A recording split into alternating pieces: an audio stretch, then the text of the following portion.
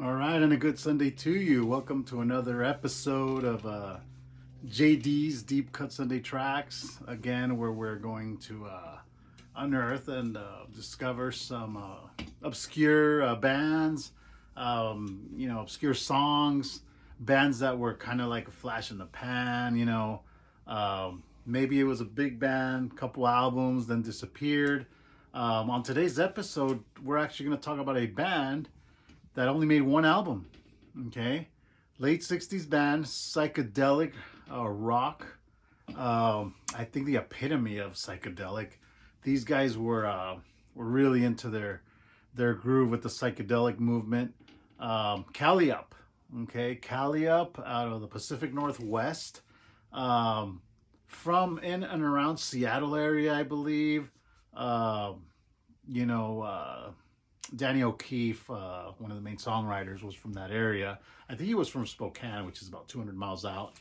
But from what I've read, they did come about in or around Seattle area. Seattle, I've been there a couple times, and really cool town. It has that old 60s, 70s vibe.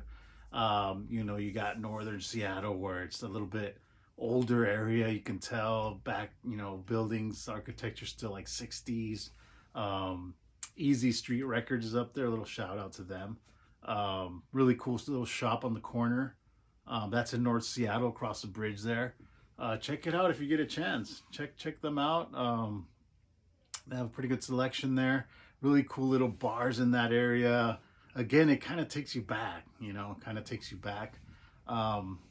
To the late 60s, 70s era. There was a lot of bands coming out of there. Some made it, some didn't.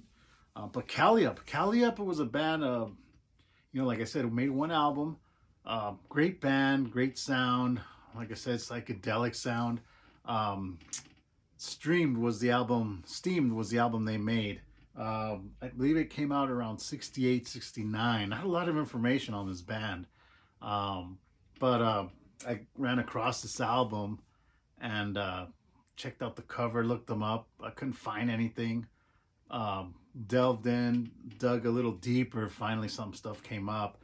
It was a band that came out around the late 60s. Only did one album, but they sound great.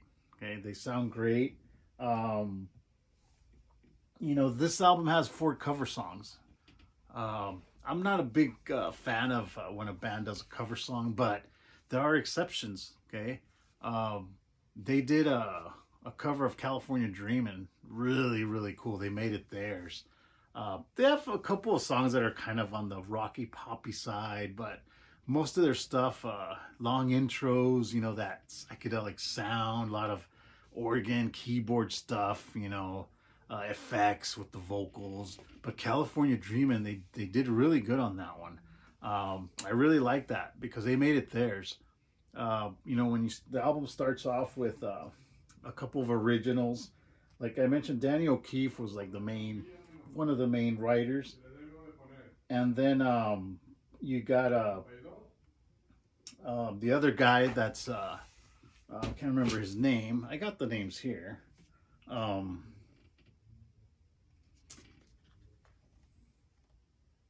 Paul Goldsmith, he was the other one. Interesting thing about this album, there's the cover there. Okay. They have the picture of their road manager. Pretty cool, huh? How many bands nowadays do you get to see the road manager's picture in the back? Interesting, huh? Y'all come now, that's what it says on the back. This album was released on Buddha Records. Okay. I believe this label's no longer around. It might be, but I doubt it. But really cool center label there for the record. I've seen a lot of 60s albums released on this label. Kama Sutra Records as well. Okay. But yeah, check this album out. It's a great album. I'll put the link. Okay. Steamed is the album. Only album they made. Okay. It has 4 cover songs. California Dreamin', Hound Dog, I think, is on there. And their Bob Dylan covers is not too bad, like a Rolling Stone. Okay, kind of made it their own as well. But yeah, really interesting band, Sometimes you wonder why they didn't make it more, make another album. Like I mentioned, not a lot of information on this band. Uh, very limited info, confined.